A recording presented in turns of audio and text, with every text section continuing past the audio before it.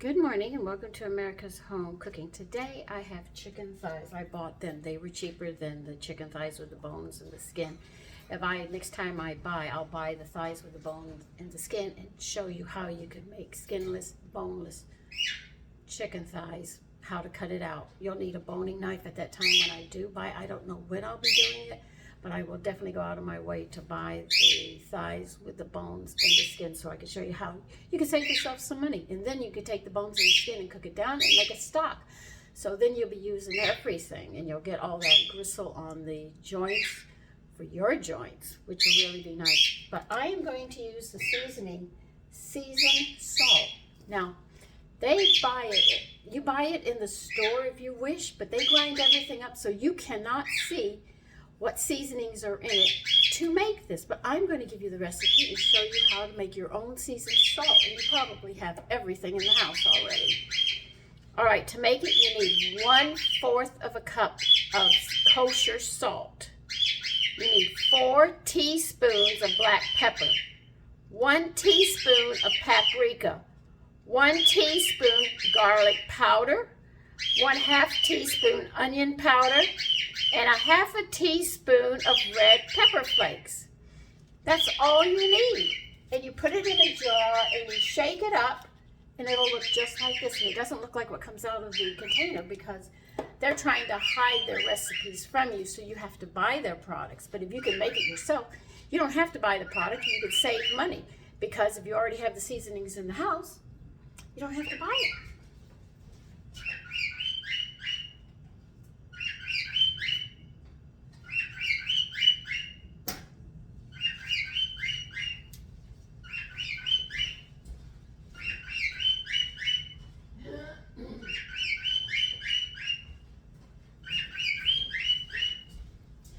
Now, I have washed and I have patted dry the chicken thighs. But next time, I should have thought about it that you would need to learn how to make these yourself. So you don't have to pay the extra price for the extra work that they do. You can do it yourself. Now, the weather, oh God, I hope next month I can make my yogurt again because that's a saver. Just like buttermilk, I showed you how to make buttermilk. But if you need me to show you again, please leave a comment and I will go out of my way to show you how to make your buttermilk and where you constantly have buttermilk so you can cook with it, drink it, or whatever you want. And it's very healthy if you drink it because it has a lot of cultures in it that feed your intestines and help break down the food. And it also cleans you out as well. I mean, you'll end up going to the bathroom a little more than you want, but isn't that what you want to do? You don't want that stuff to sit in there. You want it out.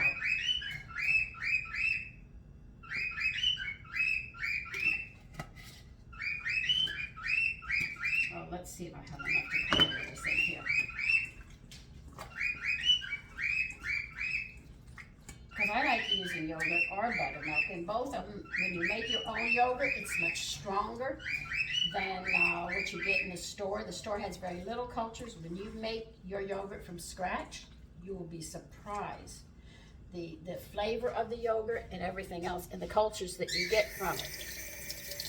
So don't always compare something homemade to something you get into the store, because remember, they're going to cheapen it as much as they can and it's not as nutritious as it should be for you. And if you're thinking about, well, I can make yogurt from the plain yogurt I buy in the store, it won't work. It might work one time and then that's it, and you have to go back to buy it because they've set it up for the cultures to die. When you make your own culture, it will stay alive unless you contaminate it. I'm guilty of that. That's why I don't have any of my yogurt. But I'm hoping the weather will get nice so we can make it. Well, at least I know I'm going to definitely make it because I know I like it. And then you can take jams and preserves and make your own flavored yogurts. More nutritious and more healthy for you. And that's an ABC.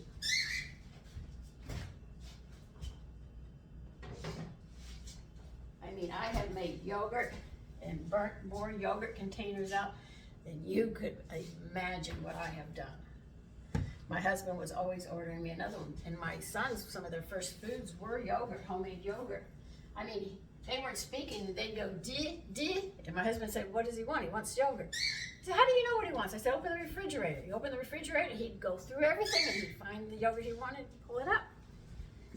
And he wasn't even talking then. So children know what they need. Gee, I keep on running out of flour here, you know. I've been doing so much coating and everything. I'm gonna have to get more flour onto this. My finger hurts. Okay.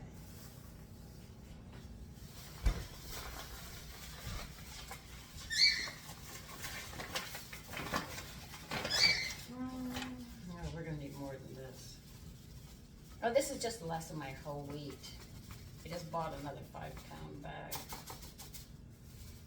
I'd buy more and stick it into my deep freezer. But I have my deep freezer unplugged right now. I'm not going to run it just for some whole wheat bread. Whole wheat flour, I mean. When you have a family, you need a big freezer.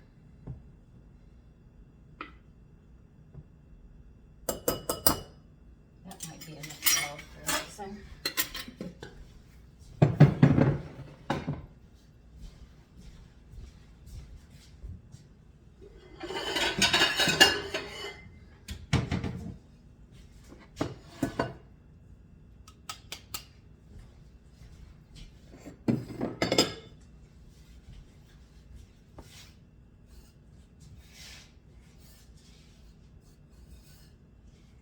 I know you're waiting for me to put the seasonings in. I will, don't worry.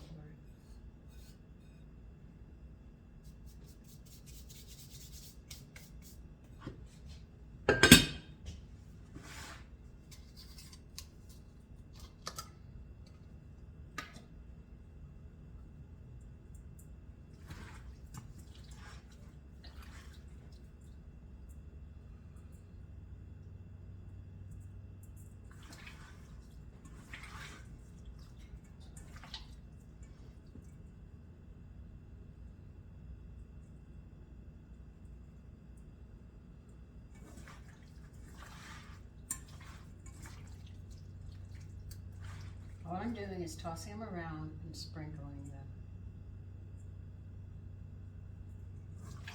Make sure that they all are coated.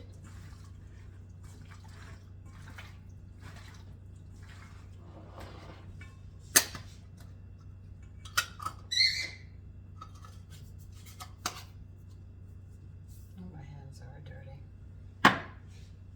Okay.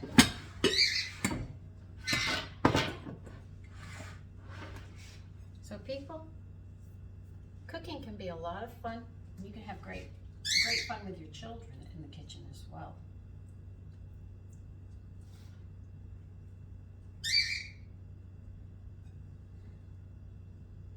And a lot of things you buy in the store, if you have a little bit of time, you probably already have everything in the house to make it.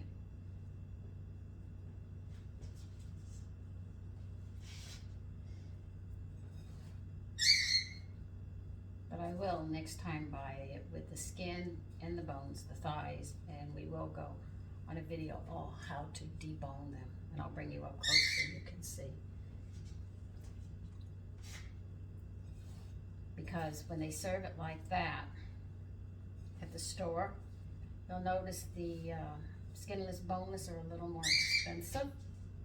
That's because they do that extra work on it. But if you can buy it and do it yourself, you can save some pennies and then buy something else for your family. And if you use buttermilk a lot, you can actually keep your buttermilk going and you wouldn't have to buy it. Then you can make sure there's milk in the house for your children to drink and cook with and make their food more nutritious.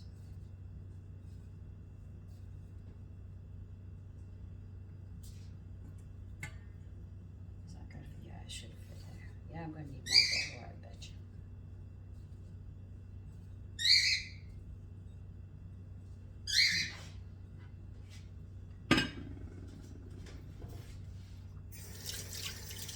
I have 8 thighs. But I know you only see 6 right now.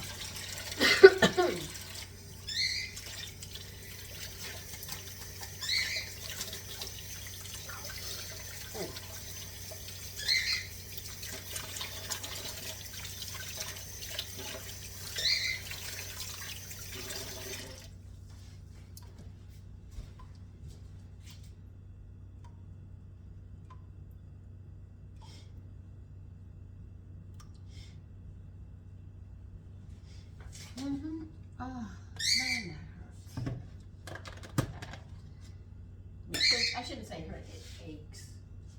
It really aches and annoys me. But I did it to myself, so I have to deal with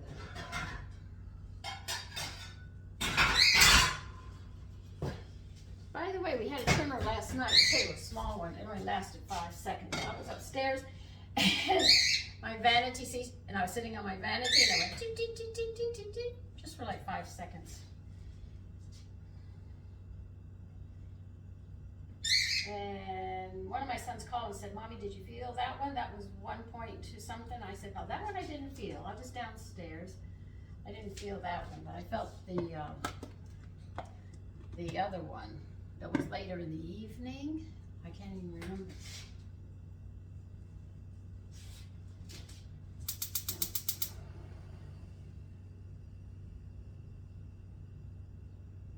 No, but when you think about it, where can you possibly go? Think about it. When you really think about it, if there's a major earthquake and the ground is opening up and everything and homes and stuff are falling down, you got gas lines, electrical lines that are going to explode, where can you run? There's nowhere to go. If it's your time, you're going to get plucked and there's nothing you can do about it. And that's a sad state of affairs to say, but that's the truth of the matter. My husband had a very good saying when he was alive. He said, if there's going to be atomic war and New York City's going to be hit, he said, Sandy, we're going to pack up a picnic and we're going to ground zero. He said, because I would not want my family in the fallout after that. He said, it would be a mess. And he said, we'll go with a smile and we'll go as a family. A lot of you would say that's sick. But think about the fallout. If we have a world war atomic war, where can you run? There's not one place you can run. And then wherever you're at, the effects of it, and remember, there'll be no medicine, no nothing. You're going to be sick and everything else, deformed, burning on fire, no relief, no nothing. Then you have to worry, are you going to find water? Is there going to be food? Is there going to be any of this? There's no place to go. None. And soldiers understand this because they've been in a war zone. And they understand that terminology very, very well.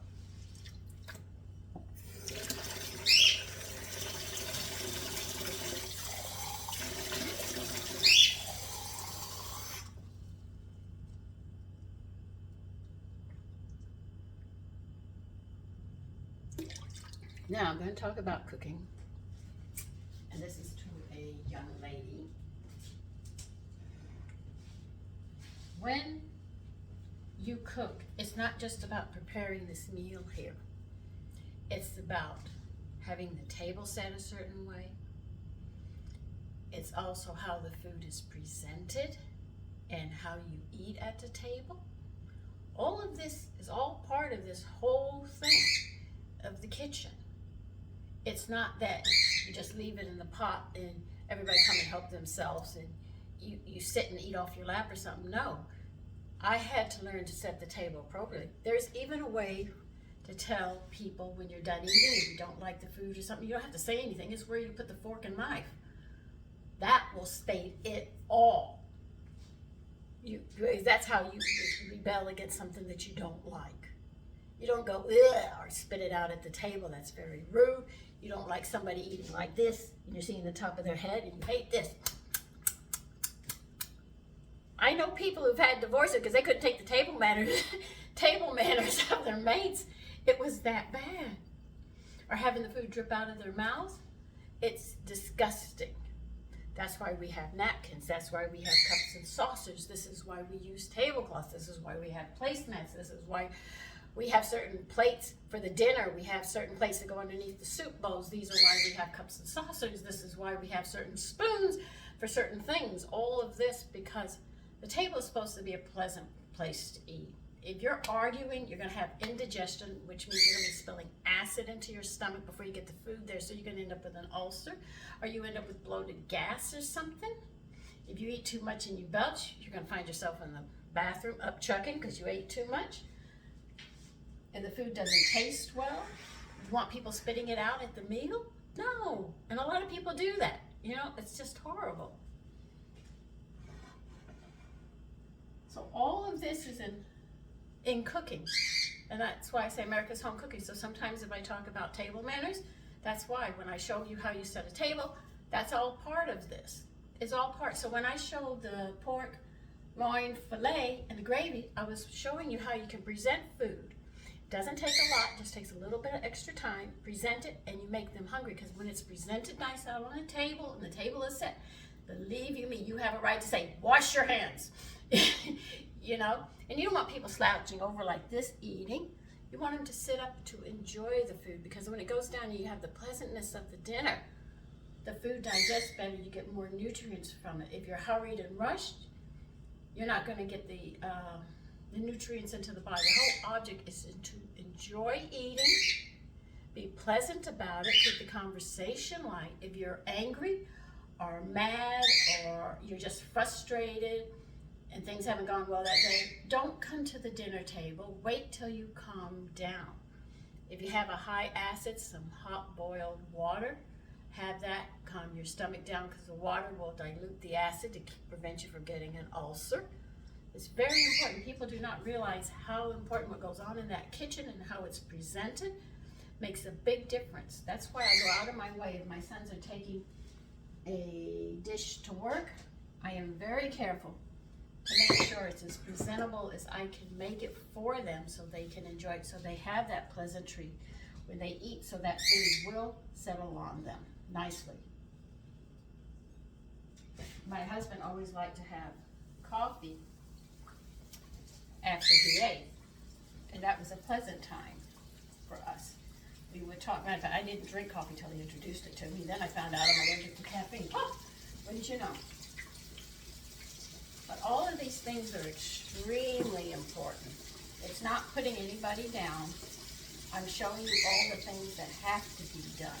It should be done. A good, healthy meal and a good environment go hand in hand to your health. So it's very important. So if you're angry, don't eat. If you're frustrated, don't eat. If you don't have table manners, don't be surprised if you end up in a divorce. Because table manners can really drive people apart. You can only look at somebody so long, looking down their throat while the food's chewed in their mouth, you know, or looking at the top of their head.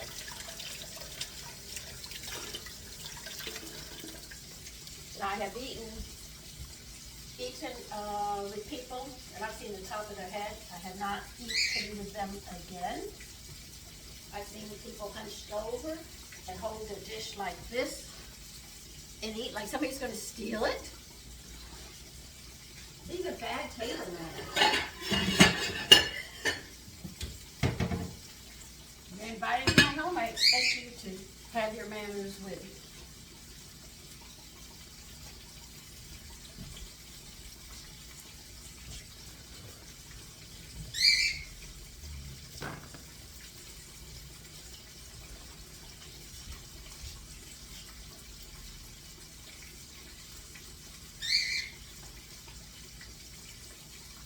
This is almost semi-fried chicken, and I have it in deep oil here, frying it. I know it's not with bones. I'm doing it a little different. I always do. But I'll bring you over here if I can get some room over here. I'll let you watch me.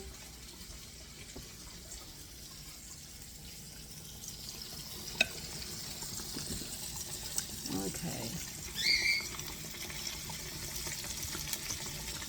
I'm going to have to put you there because I need to get here as well as you. And I need to, let me see, where can I put this?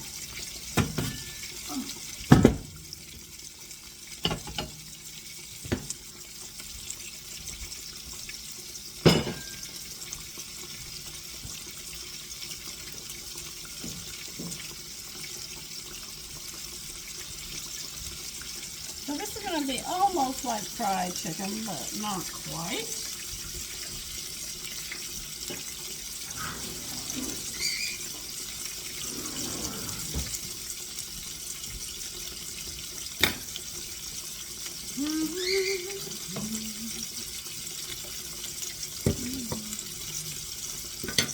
I don't even know if mothers give children cod liver oil anymore, which helps the bones. We had to take it every morning with breakfast.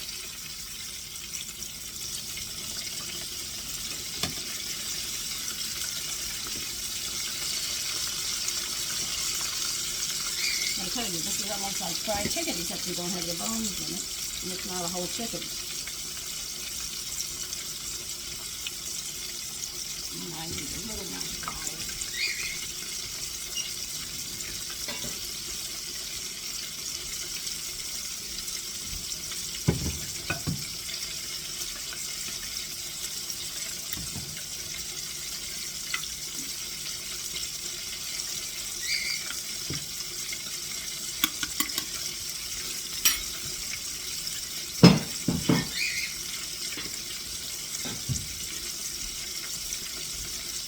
Now what I'm going to serve with this chicken is I've got asparagus, and I am going to do a prosciutto wrap on it, and I'm going to show you how to do it. And it's delicious, by the way, and really nice for the chicken.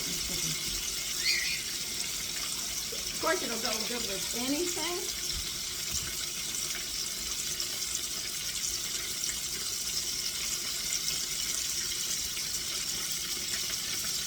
So most of the time I do my boneless skin chicken thighs, the seasonings, I do them in butter and oil, but this time I put them to the fry, just to be different.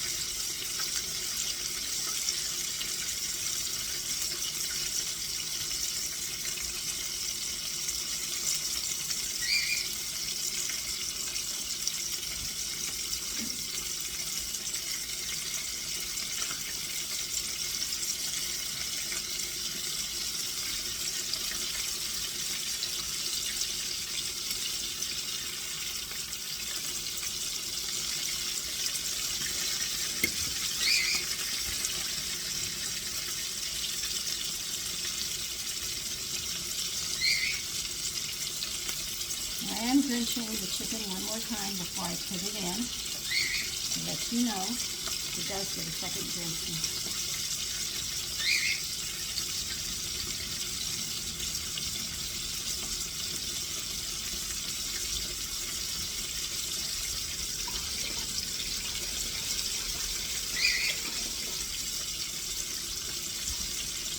I think I have my heat on medium, somewhere around there.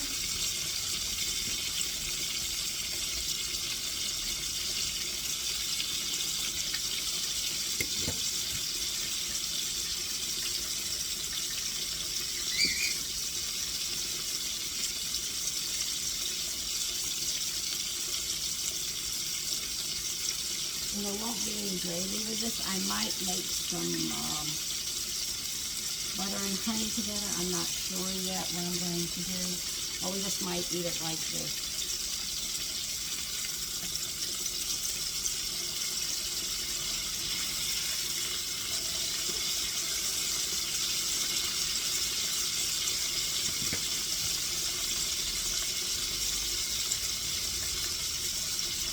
So you can see how I'm doing this one.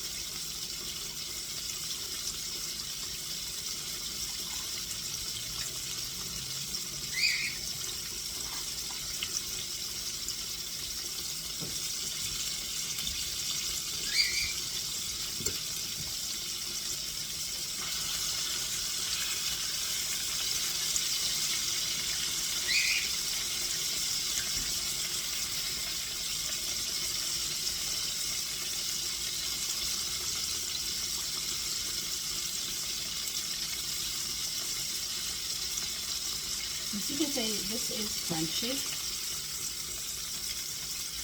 We drain it and put it on the paper towel, and after they drain it, I will move it.